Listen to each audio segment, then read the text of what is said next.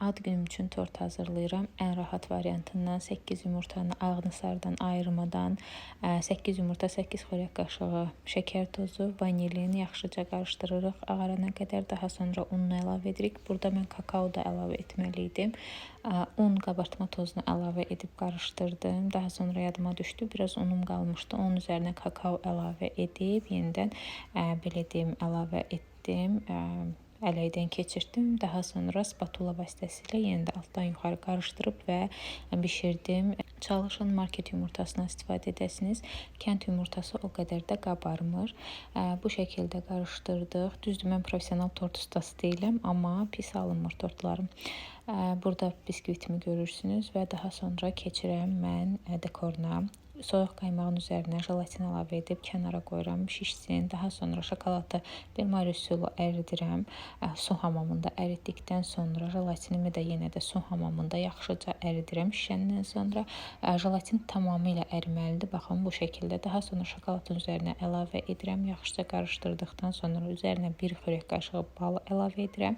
Açıqlamada bütün belə deyim qramları yazacağam. Daha sonra burada rəng əlavə edirəm və blender vasitəsilə qarışdırıram. Bu şəkildə məhlul alınır. Bu məhlulu bərkiyəndə su hamamında əritmək olar. Bu şəkildə formalara doldururam. Daha sonra yaxşıca çırpışdırıram ki, diblərinə otursun. Və burada mən cəhdimi sizə göstərirəm. Təbii ki, ilk dəfədən alınmadı və mən bunu yeyirəm. Daha sonra yenidən cəhd edirəm. Məhlul belə deyim, biraz qatı yox, yumşaq olanda, axıcı olanda daha yaxşı alınır. Burada streç üzərində yoxlayıram. Havada quruduram, streçin üzərinə yayıb. Daha sonra bu şəkildə barmağıma doluram və o hissəyə yapışıb yenə də əhəmiyyət vermirəm. Dolamağa davam edirəm. Orta hissəsində boşluq var və o boşluğu alt hissəsindən bu hissəni kəsib orta hissəsinə yerləşdirirəm və belə gönçəyə bənzər güllər əmələ gəlir. Daha sonra formada cəhd edirəm və formada axırıncı cəhdimdə uğurla alınır. Formanı belə açıb da içərisini doldura bilərsiniz. Bu şəkildə açıb dolduranda daha rahat olur. Düşünürəm ki, ilk cəhddən pis alınmadılar. Daha sonra tərkibi üçün belə deyim də biskvitin üzərinə sürtmək üçün burada sütün üzərinə şokolad əlavə edirəm. Daha sonra bişmiş zquşonkanın üstünə sadə zquşonka əlavə edib qarışdırıram. Bunlar içli olacaq. Burada isə qaymağın üzərinə bir paket şanti və burada qarışdırıram. Daha sadə zquşonkanı əlavə edirəm. 4 xörək qaşığı və plomber dadında krem alınır. Soyuq qaymağın üzərinə bir paket şanti və üzərinə də zquşonka 4 xörək qaşığı inanılmaz dadlı krem alınır. Açığı tort yığımında o qədər professional olmasam da, amma ağlıma nə gəldi edirəm. Südlə damla şokoladın qarışımını bu şəkildə biskvitin üzərinə yayıram, üzərindən krem. Burada baryer düzəldirəm ki, içərisi zquşonka və sadə zquşonka etdiyim, bişmiş zquşonka ilə etdiyim o məhlul axmasın. Yenə də axmışdı. O baryer düşünürəm ki, yaxşı etməmişdim. Daha sonra ikinci qatda eyni qaydada burada kiçik bir oğurluq var idi və daha sonra qəlibə salıram və göndərirəm soyuducuya. Bir neçə saat qaldıqdan sonra üzərini hamarlamağa çalışıram. Ən çətin hissə, yəni tort bişirənlərə, tort üzəri bəzəyənlərə həqiqətən də Allahdan səbir diləyirəm. Necə belə çətindir. Hər tort belə deyim, tort bişirməkdən zövq alıram. Tort bəzəməkdən də zövq alıram. Amma tort sıvamaqdan zövq ala bilmirəm. Hər dəfə buna görə deyirəm. Daha tort etməyəcəm. Daha bu sondur. Amma yenə də hər dəfə edirəm. Çünki həqiqətən də sevirəm tort bişirməyi. Belə sıvamağı sevməsəm. Bacardığım qədər sıvadım, spatulanı belə deyim, yaşıllədim, ondan da sıvadım, biraz düzəltdim. Burada məndə əslində lambet tipli tort edəcəydim, sonradan ağlıma gəldi və onun heç bir ləvazimatı yox idi məndə. Düşündüm ki, özüm hazırlayım. İnternetdə baxdım, belə bir şey gördüm, amma yumşaq alınırdı, çünki torba yumşaqdır. Ona görə də mən uc hissələrini skoçlamışam ki, biraz bərk olsun. Və o skoçladığım hissədən də həmin formaları kəsirəm. Kəsdikdən sonra içərisinə krem doldurub yoxlayacağam. Düşünürəm ki, alınacaq və təbii ki, sonda görəcəksiniz. Alındı və ya alınmadı. Burada da kəsirəm. Baxın belə birini kəsdim, o xoşuma gəlmədi. Opşi kəsmişdim. Burada isə tək-tək kəsməyə çalışıram. Görək necə alınacaq deyə sizə belə ümid verirəm, amma sonda görəcəksiniz. Çünki bu videonun sonundadır o.